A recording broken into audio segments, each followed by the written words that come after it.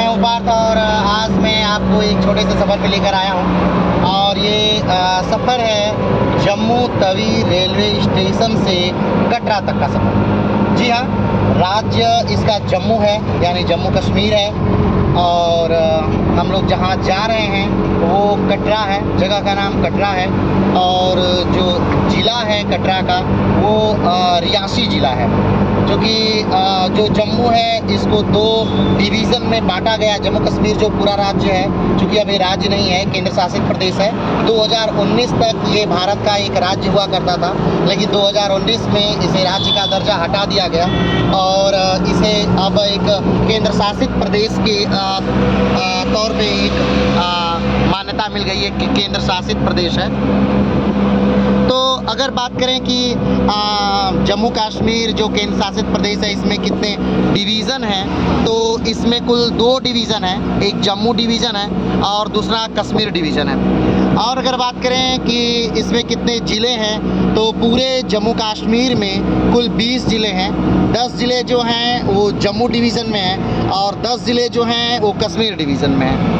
कुल 20 ज़िले पूरे जम्मू कश्मीर और केंद्र शासित प्रदेश में हैं। अगर बात करें कि जो कटरा है, यानी कि जहाँ से माँ वैष्णो देवी की चढ़ाई की जाती है, कटरा वो कौन सा ज़िला है, तो वो रियासी ज़िला है। और अगर बात करें कि जो जम्मू कश्मीर का सबसे बड़ा रेलवे स्टेशन है जिसका नाम जम्मू तवी है, ये कौन सा ज़िला है, तो ये खुद जम्मू ज़िला है, ये ज़िला जम्मू है। अगर देखा जाए तो जिस रास्ते से, यानी जिस हाईवे से हम जम्मू तवी रेलवे स्टेशन से कटरा जा रहे हैं, ये जो हाईवे है NH है, NH 144 है। अगर बात करें कि NH 144 कहाँ से कहाँ तक जाता है, तो NH 144 ये एक सहायक है किसका, तो NH 44 का, यानी NH 44 का ये सहायक एक तरह से NH है।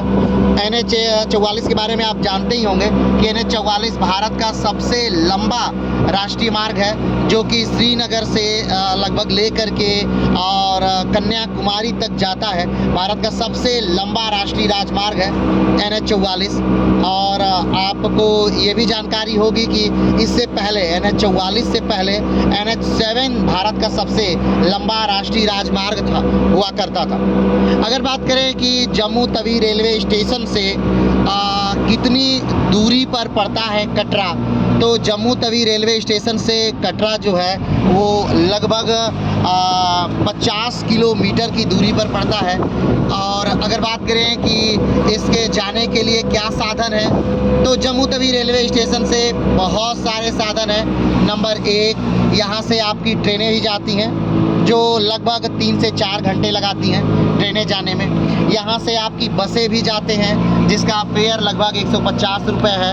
और यहाँ से आपकी शेयरिंग जीप भी जाती है जिसका किराया भी लगभग 140-50 या 100 भी ले लेते हैं कभी कभी है। और यहाँ से टैक्सियाँ भी हैं जिनका किराया लगभग 1500 से 2000 के बीच है। और यहाँ से टेम्पू भी रिज़र्व जाते हैं कटरा तक जिनका किराया लगभग 1200 रुपये है। तो ये पूरा चीज़ है इस यात्रा का। अगर हम बात करें कि क्या जम्मू डिवीज़न अलग घूमे और कश्मीर डिवीज़न अलग घूमे, तो हाँ, जम्मू और कश्मीर दोनों डिवीज़न जो हैं वो अलग अलग ही घूमना चाहिए। जैसे कि जनरली तौर पे हम जब भी आते हैं जम्मू तो एक उद्देश्य से आते हैं माता वैष्णो देवी का दर्शन करने के लिए, लेकिन जो कश्मीर डिवीज़न जब हम जाते हैं तो हमारा अलग उद्देश्य रहता है। कश्मीर डिवीज़न में हमारा उद्देश्य रहता है कि हम श्रीनगर घूमें। तो श्रीनगर घूमने का अलग प्लान हो सकता है और जो जम्मू है इसे घूमने का अलग प्लान किया जा सकता है। लेकिन जम्मू में लगभग अगर हम बहुत काटे छाटें तो हम देखेंगे कि जम्मू में लगभग 26 पॉइंट ऐसे हैं जो जनरली आपको देखने चाहिए। वो 26 पॉइंट आप हमें कभी मिस नहीं करना है। तो अभी बात आती है कि हम जम्मू से यानी जम्मू तवी रेलवे स्टेशन से कटरा कैसे जाएं, तो ये आपके ऊपर है, आपके बजट के ऊपर है कि आप जम्मू तवी रेलवे स्टेशन से कटरा कैसे जाएं। आप बस से जाइए, टैक्सी से जाइए, शेयरिंग जीप से जाइए, टेम्पू से जाइए, ट्रेन से जाइए, जैसे आपको कंफर्टेबल हो और जो आपके बजट में हो उससे आप जा सकते हैं। सारी सुविधाएं हैं, क्योंकि ये बहुत लंबा चौड़ा एरिया है और यहाँ बहुत ट्रैवल के नाम पे बहुत फैसिलिटी है। तो चलिए आज के लिए इतना। ये जो सफ़र है, खासतौर पे ये जो सफ़र है, ये 1 से 1.5 से 2 घंटे का सफ़र है और बहुत ज़्यादा पहाड़ी नहीं है, नॉर्मल है। आप इस पर आराम से जा सकते हैं, इसमें कोई दिक्कत आपको नहीं होगी। अगर थोड़ी सी हम बात और करें कि ये जो जम्मू एरिया है ये किस पहाड़ी जोन में पड़ता है, तो ये पड़ता है शिवालिक के अंतर्गत। चूँकि आप जानते हैं कि जो हिमालय है उसे 4 भागों में बांटा जाता है। ट्रांस हिमालय में 3 श्रेणियां हैं, काराकोरम, लद्दाख और जांस्कर। और दूसरा जो है ये बृहद हिमालय है। उसके बाद जो है वो मध्य हिमालय है और उसके बाद जो है शिवालिक हिमालय है। लेकिन जैसे जैसे पश्चिम से पूरब की तरफ हम जाते हैं ये तीनों हिमालय लगभग एक में कंजस्टेड होते जाते हैं, एक में सट्टा चला जाता है।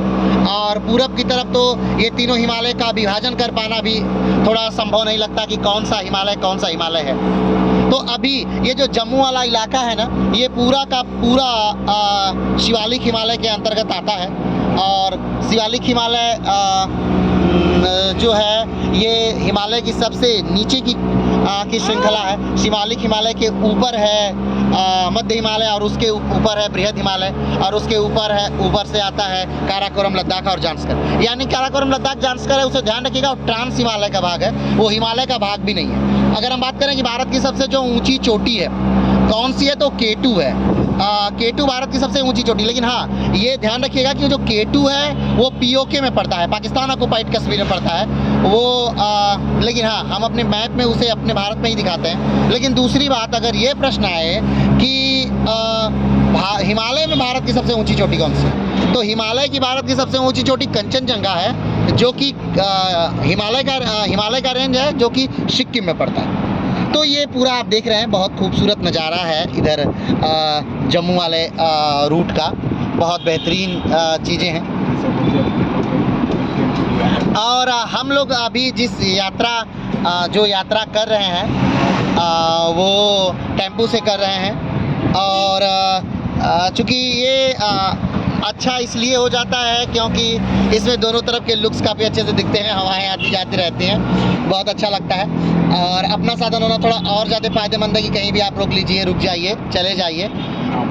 और हमारे साथ जो हमारे ड्राइवर हैं, इनका नाम, आपका नाम क्या है? हाँ, राहुल शर्मा जी हैं। और इनके दिशा निर्देश में हम लोग कटरा तक का सफ़र जो है वो पूरा कर रहे हैं।